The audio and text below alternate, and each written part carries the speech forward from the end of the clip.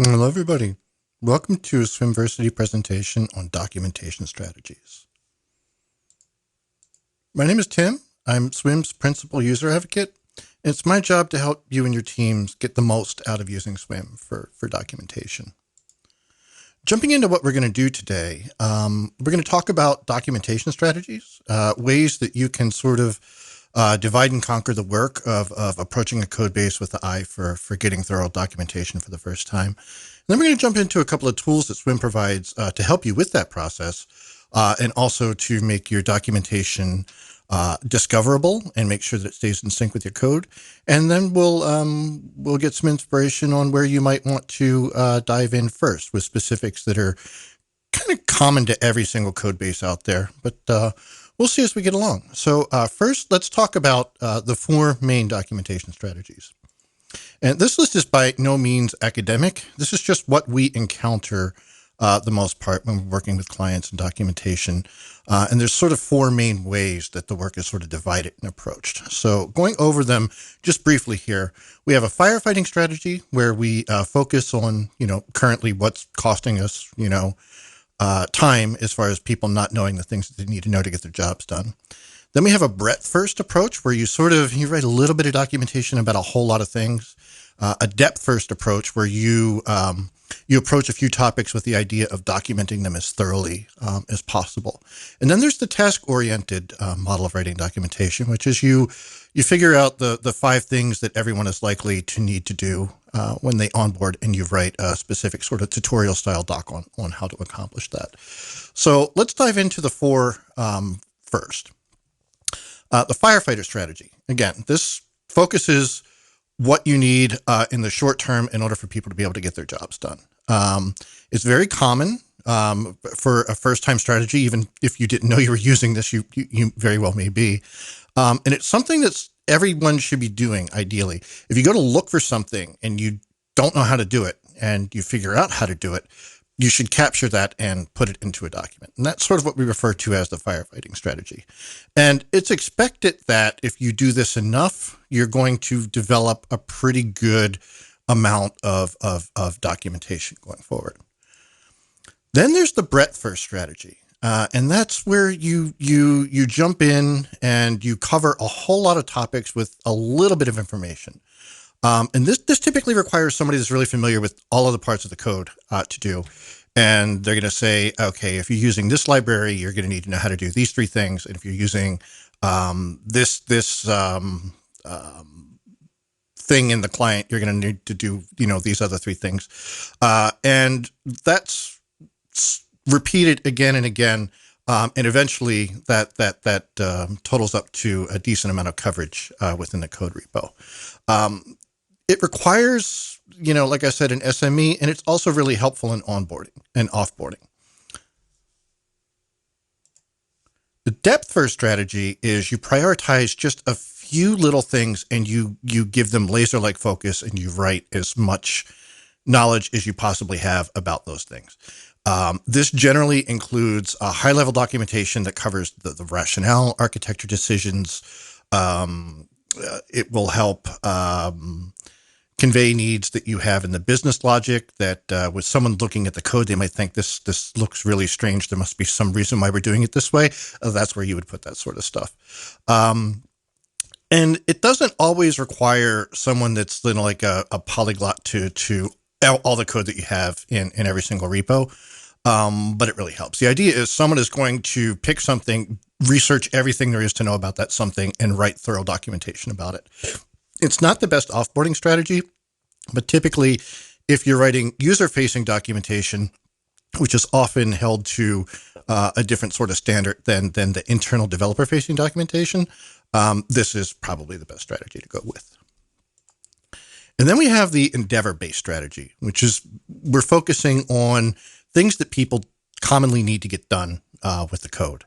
And this could be as simple as, how do I set up my local build? How do I install my dependencies for Mac or Windows or whatever? It's Doing this enough, if you pick enough common tasks, you will achieve a mostly breadth-first approach to your documentation, because these tasks that you select will introduce people to many different parts of the code. So by the time you've documented how to do 15 things, you've probably documented at least 45, 50% of the code base. And it assumes that, like others, that there will be some other strategy in place with this for upkeep and maintenance. There are generally two parts of documentation. First is the effort to get as much written as possible, and then to keep it up. So Swimm also has a tool that allows you to take all of the files that were affected in a commit if you give it the commit SHA. And Swimm will pull in snippets from all those files and put them into your document for you, which builds like this scaffolding that you can use, because all of the code snippets are there. You just discard the ones that you don't think are really relevant or don't require that much narration. And then you just have this code there that's sitting there waiting for you to explain it. So that's often a really great way to jump in if you're doing it. So with all of those four things, where do you really start? I mean, you open up Swimm, you open up the document, and if you don't have a recent commit SHA that you can go from, where do you dive in? And that blank screen with no title can be a little bit intimidating to folks. So we really recommend starting out with endeavor-based sort of approach to things. Write the basics in order to get your feet wet with Swimm. The puns here are great. And also write things that are going to be very, very essential for people that are onboarding to understand about the code base. And like I said, if you have the ability to go back and use the commit SHA for a major feature, for instance, that is a great way to start documenting that feature. Don't forget, though, that deep dives are extremely useful documentations. Your code, Grady Booch just tweeted this not long ago. The code is the truth, but it's not the whole truth.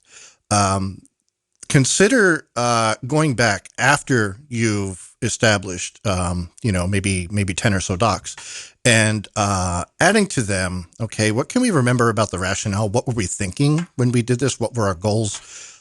What did we think that, what future problems were we trying to avoid with this? Why did we pick Redis over something else, or all of that stuff? Get that in there too. The idea is you want people on your team to have the access to the same knowledge that the people that were in the meetings where these decisions that were made had. Not everyone is going to find it useful, but you should have it available to everyone at some point in time. And also remember that perfect documentation doesn't exist. There's no such thing as perfect documentation. Something that is accurate and explains something where once there was nothing is always better than nothing. So don't beat yourself up. You're not going for a Pulitzer Prize, and well, maybe you are going for a Pulitzer Prize, but don't let the perfect be the enemy of the good.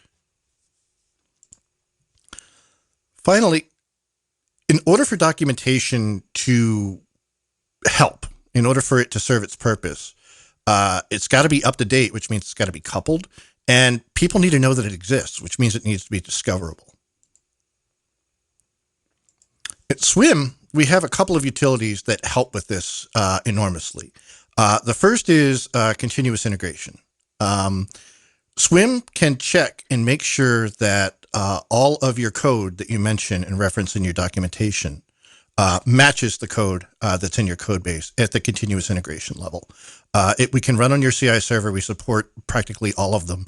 And if you're not using a CI server, we can use commit hooks in order to make that happen. This way, you know that your documentation is up to date, has been auto-synced when changes happen or refactoring happens. And you know that when someone that sits down to do their job based on the documentation sees something, the worst that's going to happen is they will see something that is marked as being possibly out of date. But ideally, you want to make sure that as the code evolves, that you've run the verification checks on your CI server to make sure that the documentation always stays up to date. The other thing that we have to make documentation more discoverable are IDE plugins. We support VS Code, and we also support all of the IntelliJ-based IDEs, which is a great number of them.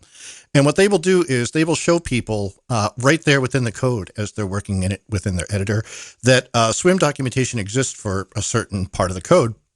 And if they click on it, they can read the documentation right there within the IDE, which makes it just in time, exactly when they need it.